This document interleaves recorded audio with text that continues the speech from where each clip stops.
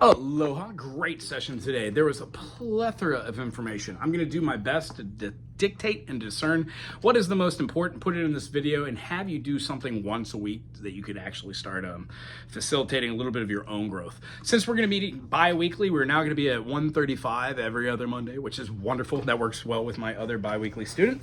And what I would love for you to do is, when we're in tune, always go over your key signatures.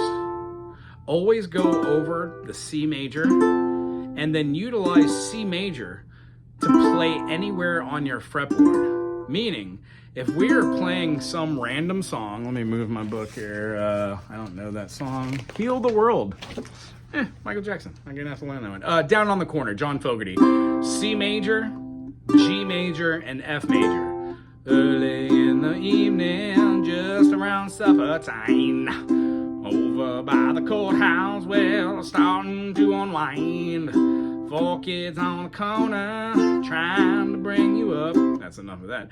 So if I were to take this and play it with this finger, move it up anywhere, let's say 6th fret, and bar the 3rd, I would still have early in the evening, just around supper time. Over by the courthouse, well, they're starting to unwind. I'm just using a different set of fingerings. That methodology will help you to play any song in any key on this fretboard. As far as the notes of G, C, E, and A, I don't really think of the ukulele as just having a standard tuning. I also see it as being G sharp, C sharp, E sharp, and then A sharp. When you keep doing this and you name all of your keys and you know exactly how to say, oh, this is C double sharp, or this is E double flat, or this is D, or, you know, the multitude of names.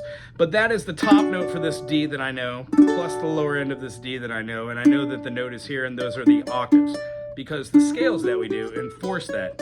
So it's not one thing we learn, it's all the things we learn. And a very, very important part of this is being able to play all the chords, which is why going through G major, A minor, B minor, C major, D major, E minor, F sharp diminished, and G are super important. So up to this date, all the videos that you have should include C major, G major, F major, and D major. This video is going to show you how to play E major.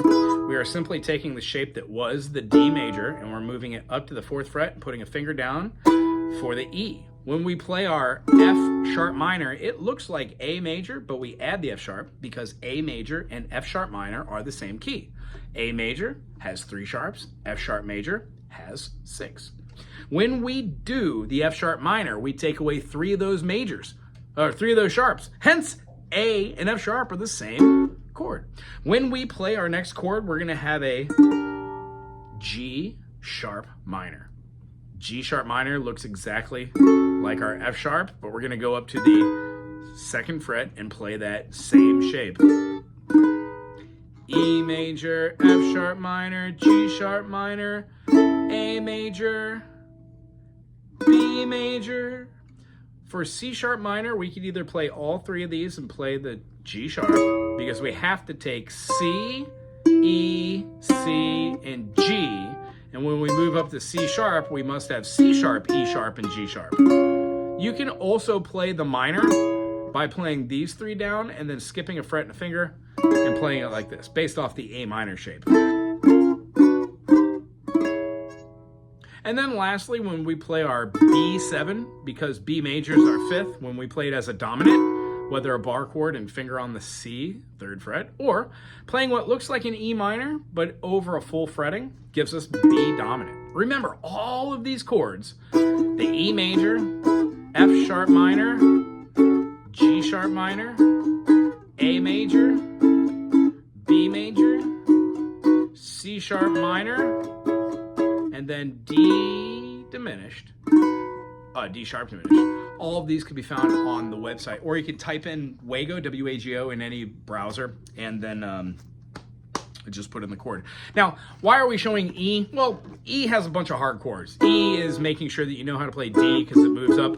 F sharp allows you to associate with A, and it's one of the first chords that doesn't have A minor in it, because every key signature till this point, the F major, G major, and C major, has an A minor in it, except for the D, which it's the 5th. So being able to remember, oh, family chords, It helps us to draw out the circle fifths, but eventually it will come. And then lastly, as far as your fretboard, whether you put a low G on here or have the high G, the notes are still the same. G, A, B, C, D, E, F sharp, G. All these notes are always going to be in the key of G major.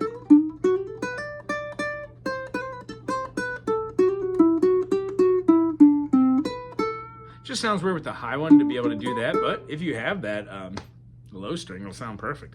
When we practice these, we're not just really practicing like 1, 2, 3, 4, 5, 6, 7, 1. We're really practicing like all of the notes that are in between them, so we could eventually start playing melodic structures, which are based off of chords. They're based off of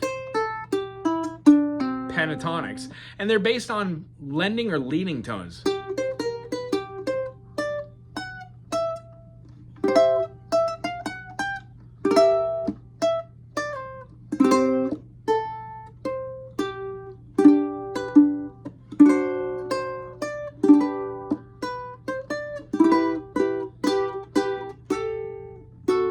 Everything that we do is like a movement from one thing to another. So when you know what chords, G major, D major, and C major are relative to, you have a better chance to hit notes that you like. But the idea is to hit the wrong notes and have fun with it.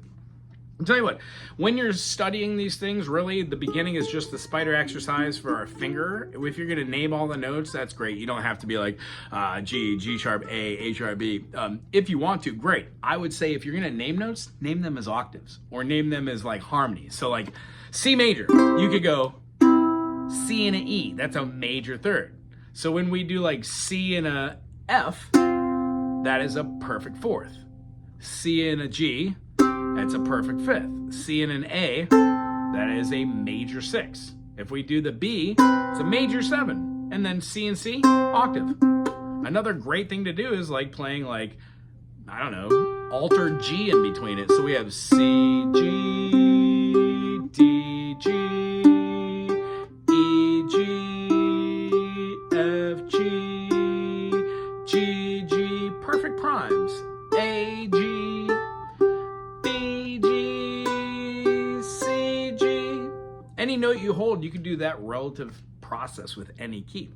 And then doing the octaves like C, C sharp, D, D sharp, E.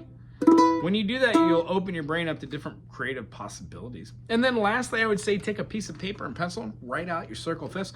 I'll send one of the circle fifth videos or the playlist thing. Check one out. They're like 35 to an hour long. You don't have to watch the whole thing. Just watch a couple minutes here and there and have fun with it.